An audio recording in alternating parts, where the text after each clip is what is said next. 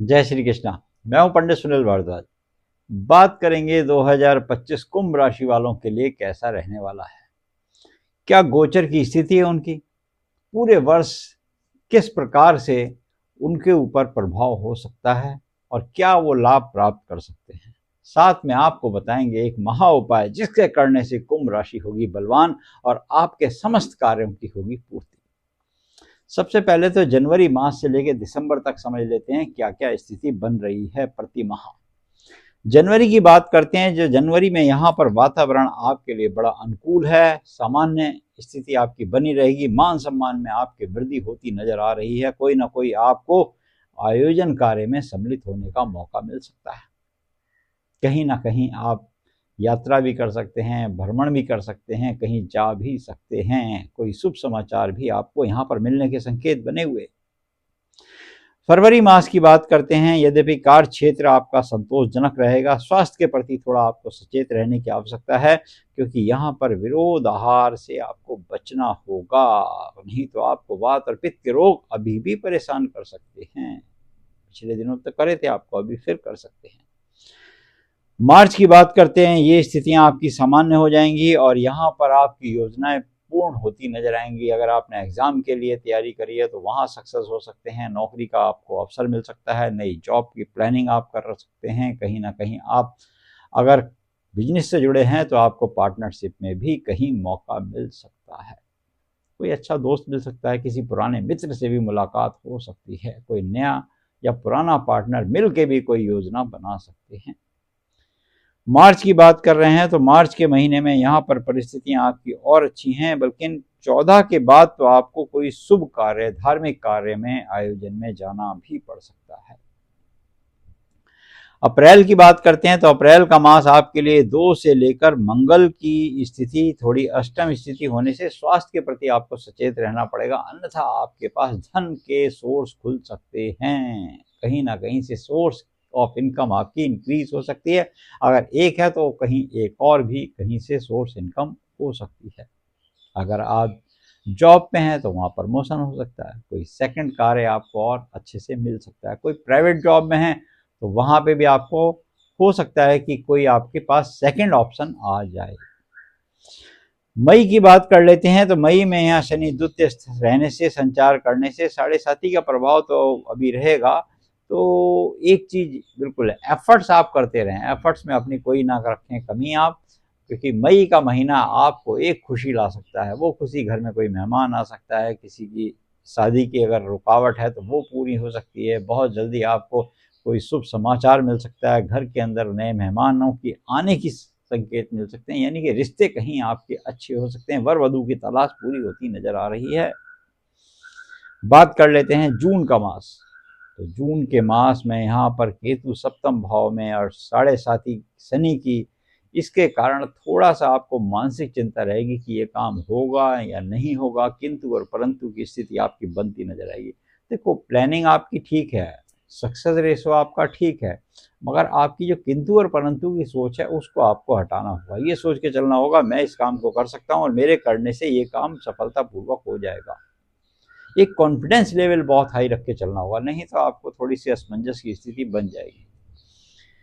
वहीं बात कर लेते हैं जुलाई के मास में। तो यहाँ पर आपको कोई ना कोई खर्चा निकल के आ सकता है, एक्सपेंडिचर आपके एक्स्ट्रा हो सकते हैं, खर्चे आपके, चाहे वो जॉब को लेकर हो या किसी काम को लेकर हो, जॉब में आपको बार बार जाना पड़े, कहीं यहाँ पर सोर्स ऑफ इनकम को इंक्रीज करने के लिए उस पर एक्सपेंडिचर होने से नजर आए, या कहीं बिजनेस में आप इन्वॉल्व कर दो पैसा।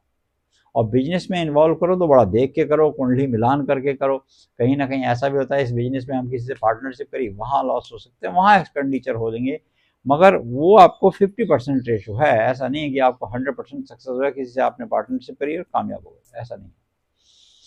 अगस्त की बात कर लेते हैं। आशाओं के अनुरूप आपका कार्य होता नजर आएगा, शनि द्वितीय स्थित होने से लाभ के आपको संकेत देंगे।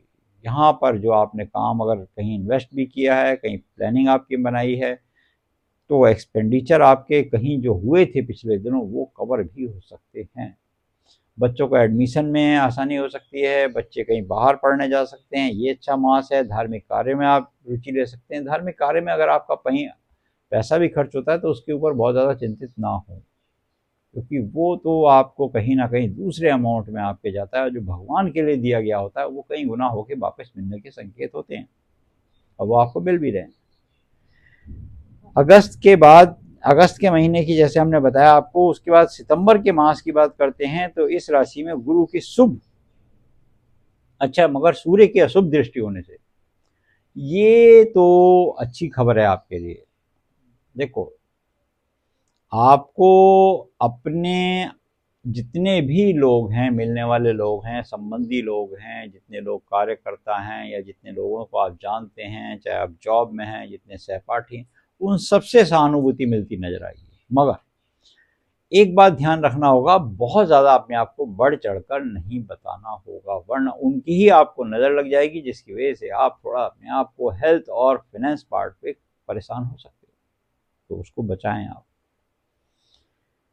यहीं पे बात कर लेते हैं कि अक्टूबर के मास में देखेंगे तो के मास में आपकी कार्य क्षेत्र में दौड़ धूप आपकी बहुत अधिक होगी। यहाँ पर आपको सफलता भी मिलेगी जितने आप एफर्ट्स करेंगे। इसमें अक्टूबर में त्योहारों का भी महीना होगा, हर्ष उल्लास का वातावरण आपका बना रहेगा। घर में नया नया सामान ला सकते हैं, नया घर भी खरीद सकते हैं, वाहन खरीदने के भी योग बने हुए हैं। ये अच्छी खबर है आपके लिए, जो सैर सपाटे के लिए बहुत अच्छा। आशियाने के साथ साथ आपको वाहन सुख भी है। नवंबर की बात कर रहे हैं तो नवंबर की यहाँ दृष्टि रहने से तो आपके पास क्रोध में तो कमी आ जाएगी। हम तो समझते हैं कमी आ जाएगी, बढ़ेगा नहीं क्रोध आपका, क्योंकि आप थोड़े से न्याय के प्रति चलेंगे तो आपका क्रोध कम होगा। अनावश्यक आप क्रोध करें ना, वो आपके लिए बेहतर है। नहीं तो आपकी सेहत में थोड़ी सी गड़बड़ी हो सकती है, और मसालेदार खानी चीज़ें से बचें आप। दिसंबर के मास की बात करते हैं तो दिसंबर के मास में भी आपको 15 के बाद तो परिवार के साथ बहुत अच्छा वातावरण मिलेगा। हर्ष उल्लास का वातावरण है, घर में कोई आयोजन हो सकता है, ब्याह शादी के फंक्शन में आप बहुत ज़्यादा इन्वॉल्व हो सकते हैं, कहीं ना कहीं आप सैर सपाटे के लिए भी जा सकते हो, योजनाएं नई नई बना सकते हो। कहीं मिला के, कुल मिला के देखेंगे तो कहीं ना कहीं जाने की प्लानिंग आपकी अच्छी है। देश विदेश में भी भ्रमण करने के योग बनते हैं।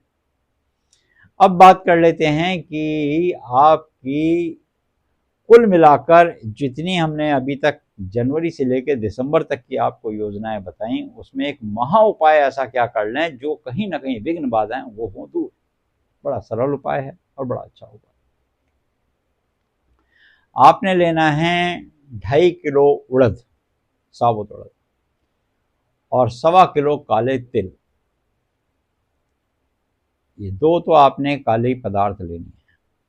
और एक लेना है आपने काला कपड़ा, ये भी लेना है 1.25 मीटर। घर के अंदर से आप अगर निकाल सके तो अति उत्तम, अगर गुड़ घर के अंदर से निकालें या पहले ला के रख लें, गुड़ ले लें साथ में। शनिवार के दिन किसी डकैत को 1.25 लीटर सरसों के तेल के साथ भेंट दे दो। बस एक तो उपाय आपने ये करना। और दूसरा उपाय आपने क्या करना है, 19 शनिवार तक लगातार आपने, चाहे तो वो शनि मंदिर पे जाएं या पीपल पे जाएं, जोत जलानी। दीपक ले लो नया, सरसों का तेल डालो, थोड़े से काले तिल, काले उड़द एक चुटकी डालो, और पीपल पे या बरगद पे कहीं पे भी आपको मिल जाए, कि मंदिर मिल जाए तो होती है, और सूत लपेटो 108 बार। ये आपने 11 शनिवार करना है। आपको शनि देव प्रसन्न मुद्रा में आप पर कृपा बरसाएंगे। कुछ ही समय में आप देखेंगे शनि आपसे क्रोधित भी है ना, तो समझ लीजिए वो न्याय के देवता हैं, वो सब ठीक कर देंगे। करके देखिए, बड़ा अच्छा उपाय है। इसके करने से आपको लाभ ही मिलेगा, आपकी राशि बलवान होगी और बहुत सारे मनोरथ भी आपके पूर्ण होंगे। वीडियो कैसा लगा कमेंट सेक्शन में जाकर अवश्य लिखिए। अगर आप भी अपनी कुंडली दिखाना चाहते हैं, वास्तु दिखाना चाहते हैं, तो हमारे को कमेंट सेक्शन में लिख सकते हैं। जय श्री कृष्ण।